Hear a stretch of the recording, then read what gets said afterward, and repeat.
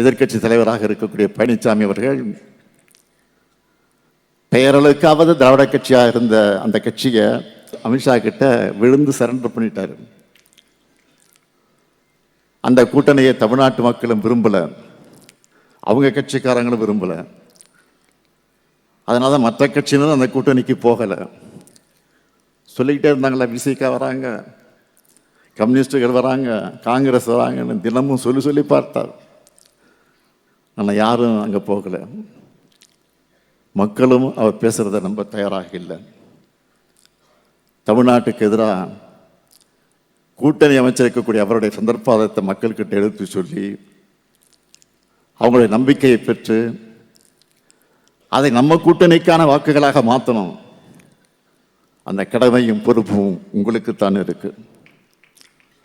திராவிட முன்னேற்ற கழகம் 7வது முறையும் ஏற்றமிகு ஆட்சியை அமைக்கணும். தமிழ்நாட்டை நிரந்தரமாக ஆளும் தகுதி திராவிட முன்னேற்ற கழகத்துக்கு தான் இருக்குது அப்படிங்கிறத நிரூபிக்கணும். கலைஞரின் உடன்பிறப்புகள் நினைச்சதை செஞ்சு காட்டுவாங்கன்னு புரிய வைக்கணும்.